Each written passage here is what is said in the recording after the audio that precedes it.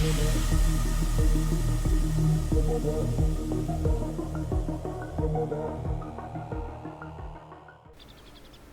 your Shake here to do a 3-mark tank review of the German Tier 7 Tiger P. This is the Porsche version of the Tiger, of course, and in the game of the differences are more down to the armor layout and DPM. But I'm going to actually start on the crew here so you can see what skills I actually have ran all the way up through my journey to the 3rd mark. And as you can see there, I'll have it pulled up.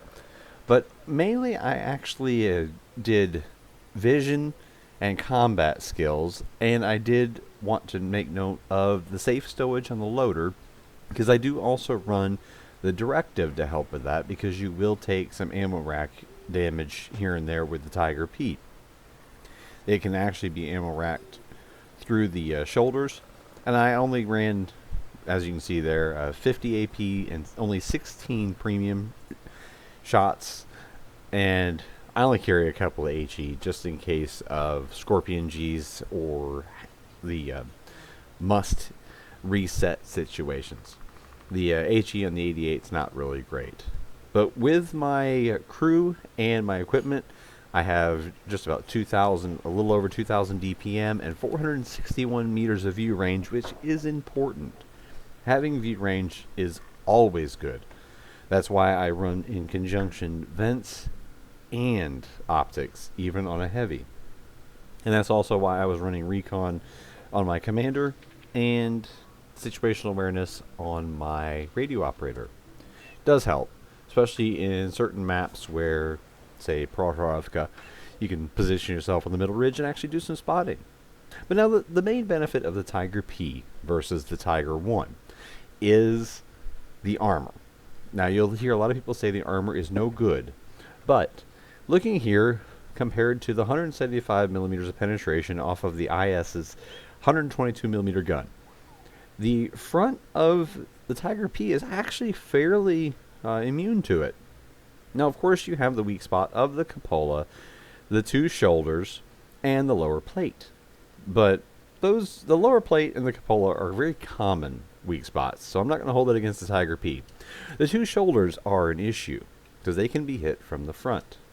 Now, what that comes down to is the fact that you can position your gun to the side, preferably towards the left, meaning have a building on your and some rubble or a cliff's edge on the left-hand side of your tank.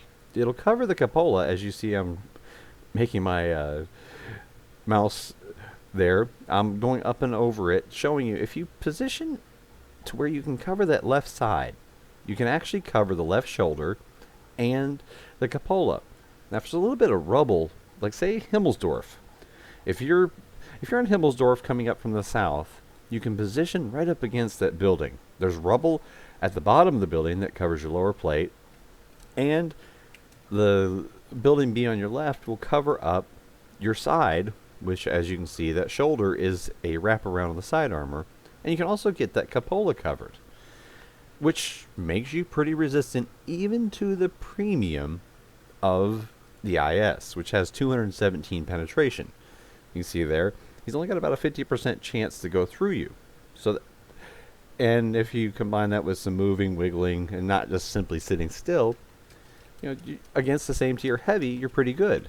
And now I've switched it to the 85 millimeter, which is very indicative of tier 6 guns.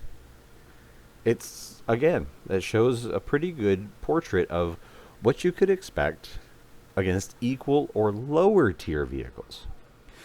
Now I'm throwing up a replay here, and this replay is of a top tier game in the Tiger P, and this is pretty much what you can actually expect to encounter in a number of games if you find yourself top tier, because the Tiger P is a vehicle that can actually be fairly dominant while top tier, and it plays more of a support role while mid tier, and basically you just have to try to get your damage in where you can without being too reckless when bottom tier. Because as bottom tier, the Tiger P, its armor advantage is completely negated by the weaponry that's at tier 8 and 9. And as here, of course, side armor is not good on either the regular Tiger or Tiger P. But now you're going to actually get to see what is going to happen when the Tiger P is put in a situation where it can do what it's meant to do, to actually be the aggressor. And a top tier Tiger P can be fairly dominant. And I see a lot of people actually look at the Tiger P as a bad tank. I've seen it even called one of the worst of the tier 7 vehicles in the game. And it's not that. No matter what anybody thinks, it is not that. It has a solid weapon. It has usable armor. And what it relies on is basically the weaponry it faces can either make or break the Tiger P. If people are spamming premium, it's going to have a bad time. If people know where to shoot, again, it's going to have a bad time. But there, in a same tier engagement, 50% of the enemy shots bounced. That's not bad. The shot would not have bounced if I was in the Tiger 1. And of course, the Tiger 1 has a slight mobility advantage and a big DPM advantage. And now, of course, with the extra damage that they gave the Tiger 1, that has, 280 versus 240 alpha damage. But I actually like the changes. This is more of the bruising tank, whereas the Tiger 1 is the support DPM machine. And that's kind of a nice mix to have. This is still a very capable vehicle. As you see, I'm bouncing. That's the 85 millimeter that I was showing on the IS. When in a position, see, I had my lower plate covered. I'm pretty proof against him unless he hits the shoulders. And I had the inside shoulder covered by angling, and I had the outside shoulder covered by one of the blocks that were in that stack. And the cupola would have been his main choice to go for, and he didn't. So the front of my tank was, fairly immune to that T-3485M, just like it would be to this Churchill if he gets himself in position. See, now I'm actually not positioned really well, and you can see him searching for the shot. Looks like he was trying to find a weak spot, and his shot went a little low.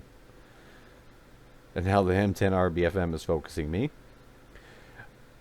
which I can't blame him. But the simple thing is that the armor works well against same or lower tier vehicles, and it actually against tier 8s can produce bounces, and that's what actually makes the Tiger P the Tiger P. This game here is what I found in my last 20-25 games. If I was top tier, I could be dominant. And this is a 3,000 damage with almost 700 bounce and another 500 in spotting. This was pretty consistent. And as you can see, no premium required because the 88 has 203 millimeters of pen. And at top tier, you don't need to be shooting anything else. And the Tiger P, honestly, I find it to be a solid tank.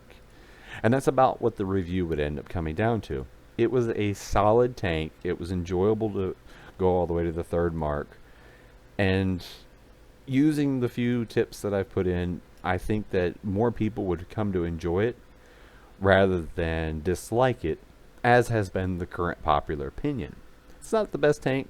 Tiger 1 is actually the superior of the two, but the Tiger P is definitely a solid vehicle. And that's how I would leave it. Thanks for watching. Hope you enjoyed this.